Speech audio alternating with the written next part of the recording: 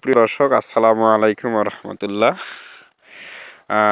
আজকে আমি উপস্থিত আছি জলঢাকা থানাধীন গোলমুন্ডা ইউনিয়ন ভাবুনসুর মধ্যপাড়া গ্রামে। সেখানে একজন আপনারা দেখতে পাচ্ছেন একজন আইডিয়াল ফার্মার আমার সামনে উপস্থিত আছে। আমরা ভাইয়ের কাছ থেকে আমরা জানবো উনি যে এই ফাল দিয়ে ভুট্টা বাড়ি টানতেছে, অর্থাৎ ভুট্টার মাঝখানে যে আগাছা আছে সেগুলো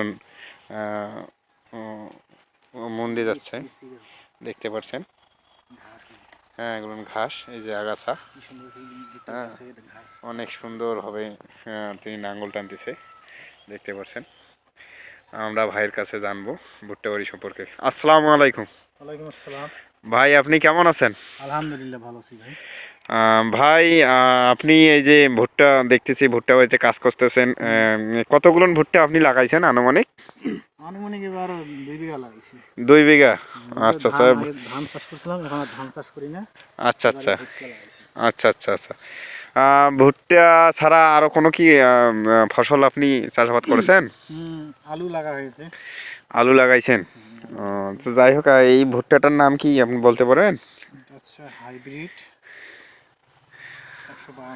152 ভুট্টা। নতুন ভুট্টা না, পুরাতনে বুঝতেছি এটা। যাই হোক, ভাইয়ের কাছে আমরা জানবো ভুট্টা এগুলো বিঘা কতগুলো করে আসতে পারে ভাই? এর আগে তো আপনার চাষ করছিলেন, না? আমাদের 30 শতকে আমার 30 মন ভুট্টা কম হলেও হবে।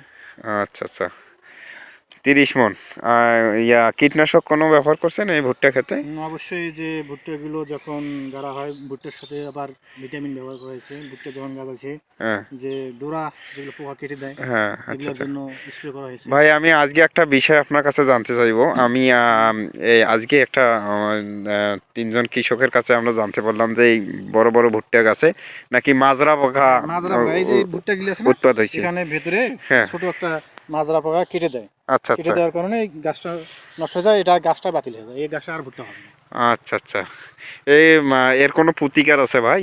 হ্যাঁ, প্রতিকার আছে। এগুলো তো মনে করছে বাজারে বিভিন্ন ধরনের 2 নম্বর ওষুধ দিয়ে অনেকে ফল পাচ্ছে না। আমার যেগুলো ভালো আর কি মানের ওষুধ, সেগুলো দিলে কাজ হয়।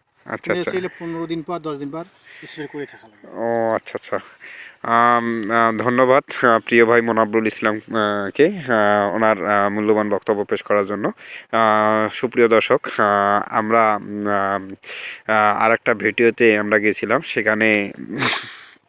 সেখানে আমরা কৃষককে জিজ্ঞাসা করছি, তারা এর কোনো প্রতিকার পায়নি। তারা বিভিন্ন ধরনের কীটনাশক ব্যবহার করতেছে, কিন্তু মাজরার উপদ্রব থেকে তারা মুক্তি পাচ্ছে না।